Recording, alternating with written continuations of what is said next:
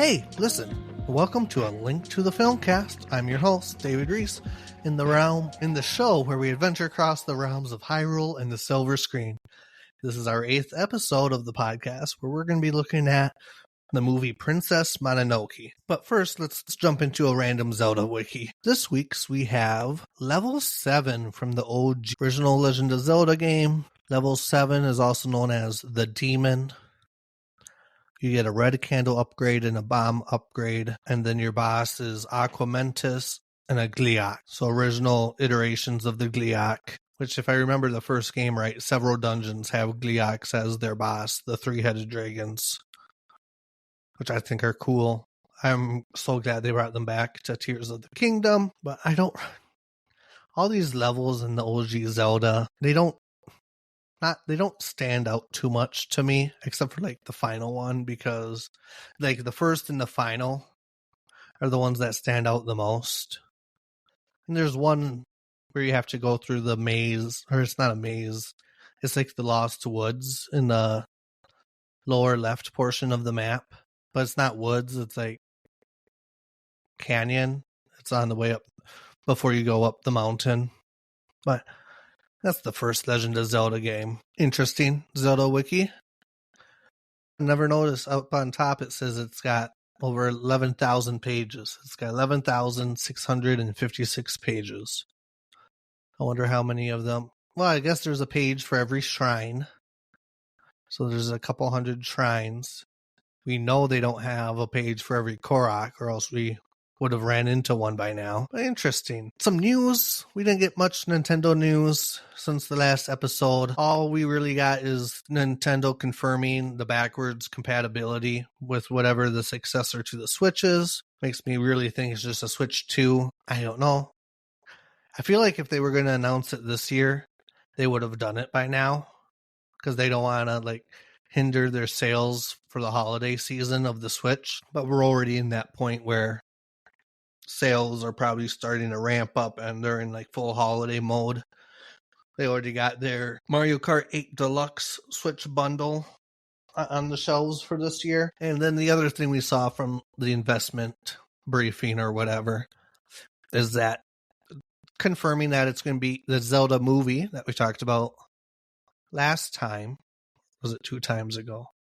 Last time is going to be this decade. It's just 202X, sometime this decade before 2030. Which, if it's 2024 right now, there's plenty of time for them to produce a movie and get what they need to started. Just trying to think, was there anything else Nintendo worthy? We got the Lego Horizon Adventures game on the Switch, and Echoes of Wisdom didn't get nominated for Game of the Year. I think that's what we got for news this week. But today I really want to talk about one of my favorite movies of all time. So there's going to be some bias, and I've seen this movie a lot, several times. And this is the second time we've kind of dipped from the same well in this podcast. I know we've done Disney, we've done a Ridley Scott, we've done Transformers, but this is our second time going into Miyazaki and another Studio Ghibli film, and there's good reason. I don't want this to just be another movie podcast in the crowds of movie podcasts. I know I'm not the only one. I listen to some of them myself, and I want to make this a podcast for Zelda fans. Super niche, and I think something about the Studio Ghibli aesthetic really complements The Legend of Zelda, between the art style, the wholeheartedness of it, the hero's journey that many of the movies go through, the magical elements, the adventures, the world building. I'm not saying they're one-to-one. Obviously Studio Ghibli has way more dialogue, for instance, but yeah, this is a great one from the studio, and I'm curious. We'll talk about things that I think could work well with a Zelda game and things that wouldn't work well. with the Zelda format, or not even the format, just the ecosystem. Princess Mononoke, this is after several of his earlier works. This is after My Neighbor Totoro, Nausicaa, Porco Rosso. This comes out in 97. So we're at this point, this movie is 27 years old. And at the time, it was a box office hit for a movie that came from Japan. The mountains, the setting for this movie is actually inspired by actual mountains in Japan, the Shirakami Sanchi Mountains. And this is his first animated film where he tried using CGI, computer graphics. Most of the film is hand-drawn, and a quick Google search shows from interviews that there's around 5 minutes of CGI and 10 minutes of digital drawing out of this 2-hour, 13-minute movie. Just little chunks of it. Most of the landscapes are painted or made by him. A lot of it's just hand-drawn by people, not computer generated like all the movies are nowadays, which is a dying art, or not dying. Is it dying? It's just not prevalent. I know there's a lot of people that still do hand-drawn stuff, but the big box office movies aren't hand-drawn. I think I mentioned Boy and the Heron in our Nausicaa episode. I love that movie. Maybe in a bit we'll go through that, but I don't want this to become like a Studio Ghibli podcast. But maybe we'll do a splint. I want to get into some other movies. We'll talk about it. I officially started a Letterboxd account at ZeldaFilmcast. So if you want to check out what I'm watching and some of my reviews there, trying to think of some clever stuff, check me out on Letterboxd. Also on X. Been seeing lots of good Zelda content on there. I really try to avoid the political stuff. It gets harder and harder every day. I might switch over to Blue Sky or just be full-time on Reddit. Maybe create a Discord. We'll see. But with the CGI, let's get back to that. We got the opening scenes kind of like the showcase for the CGI. It's this new technology. This is the 90s. CGI is starting to come on the scene in all the movies. And opening scene starts with a prologue, but then kind of throws you in the deep end right away with the boar. The Nago scene, the rogue boar. You're just thrown into the movie right away. You're kind of told that this is a long time ago when gods and spirits lived among men, and they were often the forms of like giant animals. And then we see this giant boar god thing raging around, and with all these CGI gooey things coming off of it. This studio is really good at doing swarms of things, kind of to showcase their prowess and their technical ability to animate. Because the more lines, the more details you have on a frame, the harder it is to animate. So every time they do a big sequence, like the boar scene, they're having to go through frame by frame with all the little details. And I don't know how that would play out with the CGI.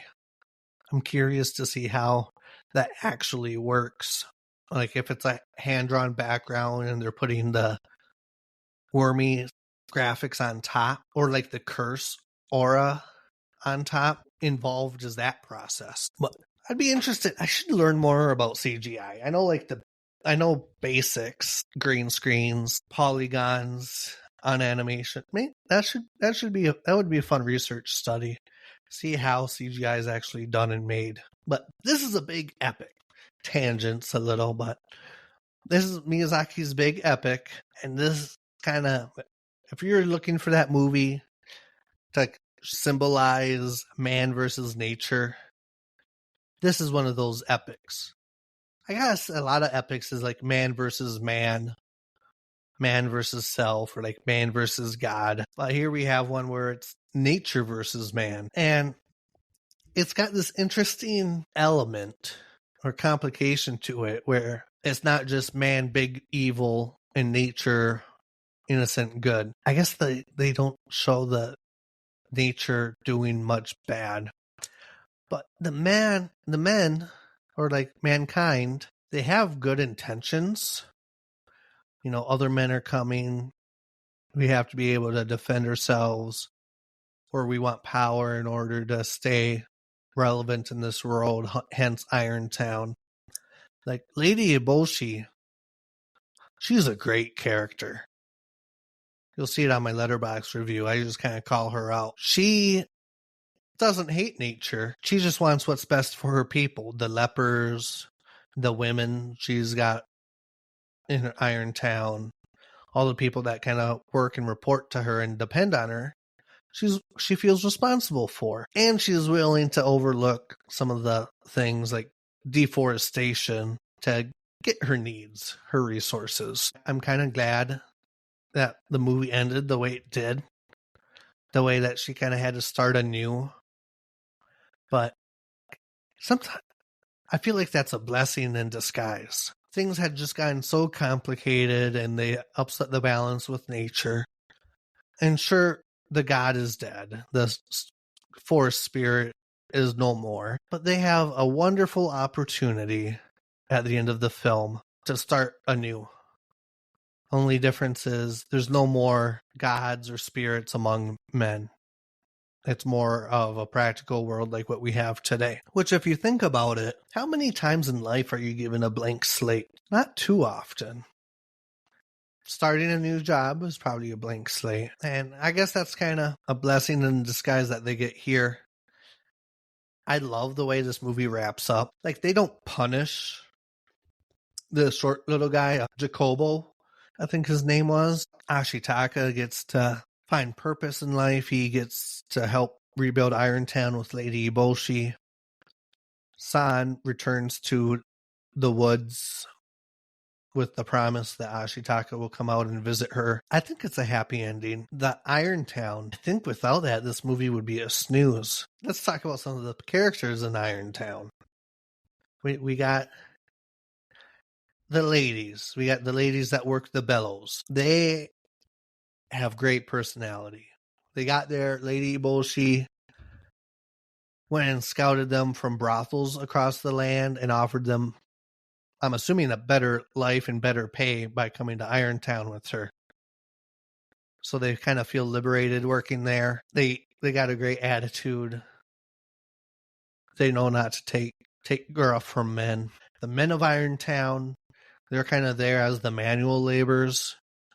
They do the caravans of supplies, getting supplies and exporting it, or working with the forges to make the iron. And then we got the lepers, which as a kid I didn't understand. And I don't know if this has anything to do with like the history. Apparently in the 1900s there was a leprosy outbreak, and I didn't know if it had like a history in the older times in Japan. But we have all these people covered in bandages and kind of isolated, their own little leper colony. And it's not like they don't do anything. They're actually probably one of the most important people for Lady Eboshi. They're the ones making the firearms. They're the ones making the firepower, developing the weapons, cannons, all of that. So they're highly technical people. And the fact that a normal person would see a bunch of lepers and dismiss them as deadbeats or as no one out there.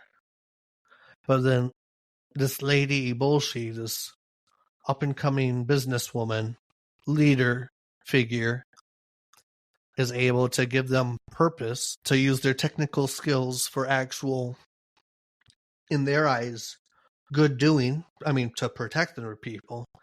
I don't think they were too much on the offensive on Irontown, but to give them purpose, something to do, and something that would change the world. Irontown wasn't too offensive. I mean, they talk about how Lady Eboshi used the Emperor's riflemen, or the rifleman from Jacobo to help take power.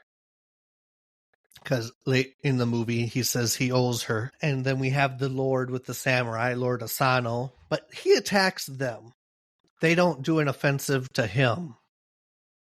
They're making iron, trading, and then they give his messenger some disrespect, and then they come back and they attack. But they just kind of want to be. They don't want to be attacked. They're fortified for defenses, and they want to trade. And it's very different than the village we start the movie in. Ashitaka, main dude with not much of a personality. Sorry, dude, but there's not much going other than like your lawful good. I feel like that's the only personality trait we get from him. But I want to learn more about his original village. We're kind of told throughout the movie that his tribe was wiped out a long time ago and they don't exist anymore. And Jacobo is suspicious that he came from the east, dressed the way he did with a red elk, and he's trying to keep the origin of his homeland to like hidden. He doesn't tell people where he's from. He just says somewhere far away whenever he's asked. But there are nice people that are really in touch with nature. There's no iron. They might have some for like cooking stuff, but they're not making guns, obviously. They're not making fortifications, armor. They're still using bows and arrows for their primary weapons. They're a nice, peaceful people. And it also shows that they didn't do anything wrong. These people, Ashitaka's village, they didn't do anything wrong, but it was the evil deeds of humans far away that cursed them. Still brought on a curse and caused suffering to them. Which is something bigger. I think that part doesn't get talked about a lot because we're all humans. We're all kind of like a team, the way nature looks at us. If one person goes down and cuts down a forest, it's a bad reflection on all of us for letting them do so. And that's what I feel like is happening here. We let other people in society dig mines, cut down forests, use resources for their own selfish reasons, and they don't care who there's punishing. It's still mankind. I don't know if the east and west part had anything to do, because they do mention that people far to the west is where the iron came from. And as we know in the world, the West would typically refer to like Europe in a Eurocentric point of view, which is funny because I think gunpowder came from China. But anyway, so these events, the cursing, that's what sets this movie going.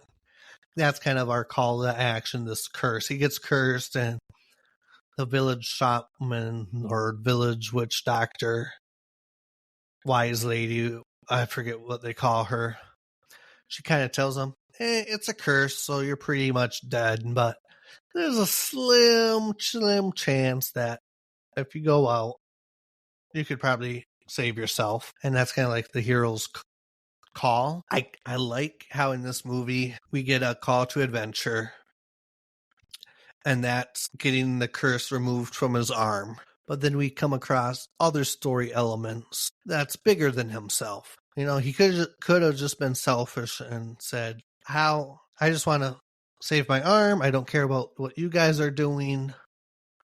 Thinking about myself. But since he's such a good character, he thinks about others and the world, and he sees that what they're doing is bad, especially the fighting between San and Lady Eboshi, the way he tries to get in between those two. And then he's had several chances where the forest spirit could save him or cure him of the curse, but it chooses not. It chooses to bring him back from the dead, give him bigger purpose, but it also chooses to keep him with the curse. And we know it has the ability to remove the curse because it does so at the very end. It wants him to help solve the conflict. I never caught on where the name came from, Princess Mononoke.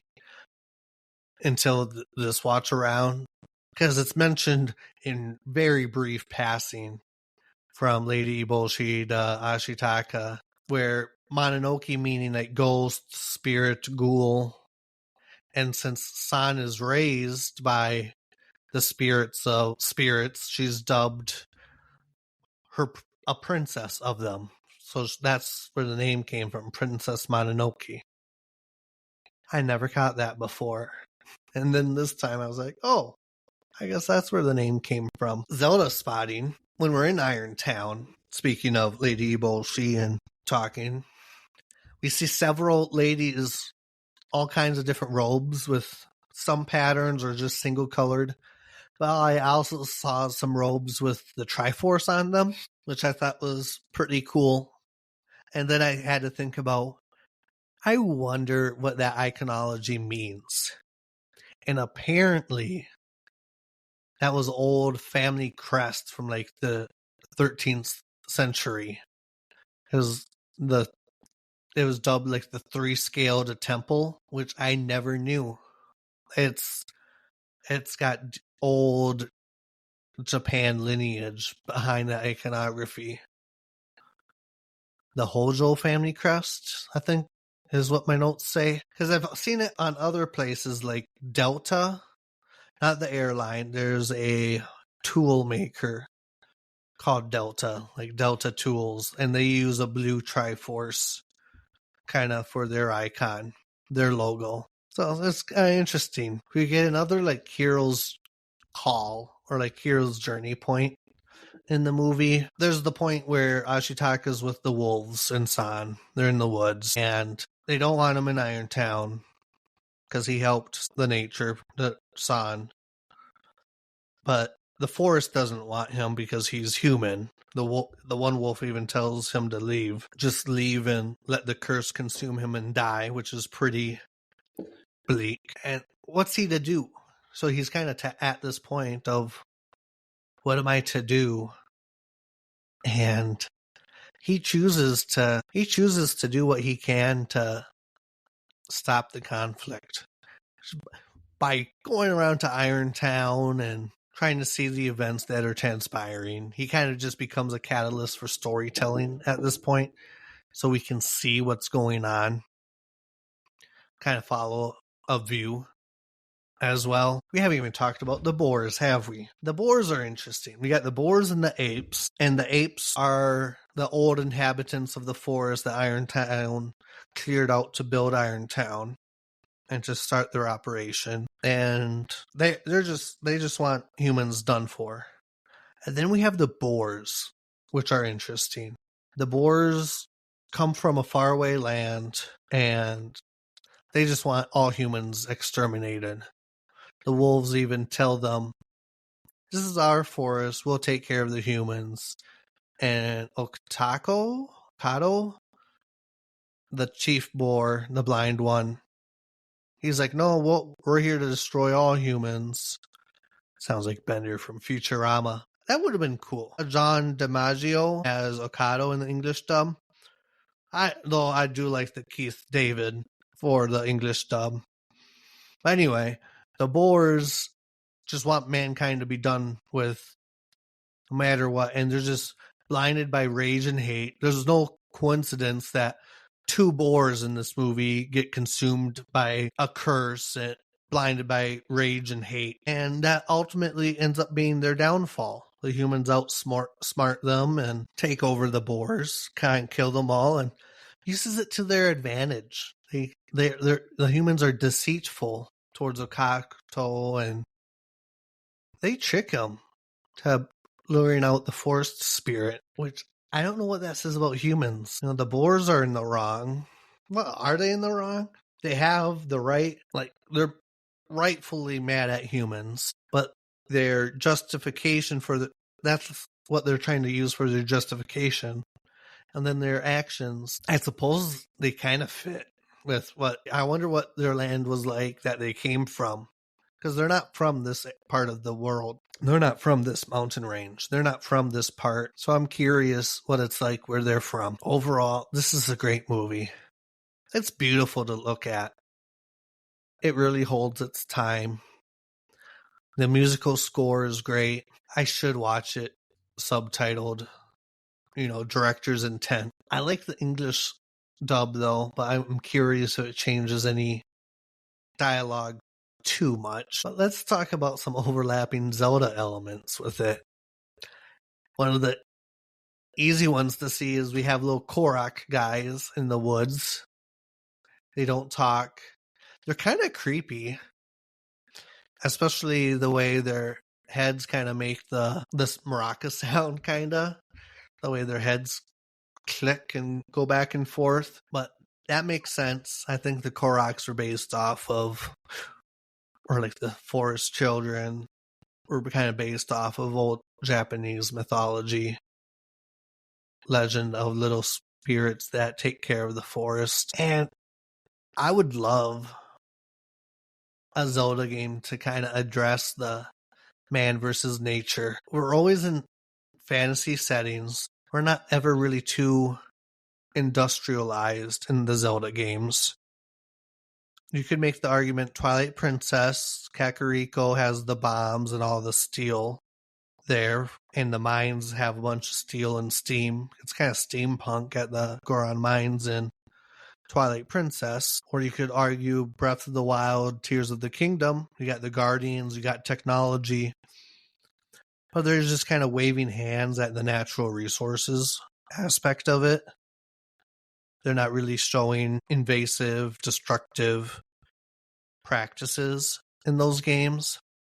I think that would be a great, if they ever wanted to do like a steampunk Zelda, man versus nature, or not steampunk, but some sort of, okay, Castletown figured out the steam engine, and now they can make linens at a quicker pace. I know there's the trains and spirit tracks, but they don't really address the man versus nature part of it. And I think that'd be a cool backdrop. I don't know. Let me know what you think. Shoot me a message at ZeldaFilmcast@gmail.com, or I have a text link in the description of the show notes. Ask about what a Zelda versus nature game would look like. Or you can ask questions about the Zelda franchise, movies, life, or whatever you want. I think that's going to be it for this week's episode. If you like what you heard, best thing you can do to help us is to give us a review and tell a friend. I'm on X at ZeldaFilmcast, and next time we'll be watching a more recent movie, Dungeons & Dragons: Honor Among Thieves. I saw this movie before when it came out, and it was before I started playing D&D. And now I play D&D, and I'm going to rewatch the movie and see what my impressions are. But thanks for listening, and as always, may the Triforce be with you.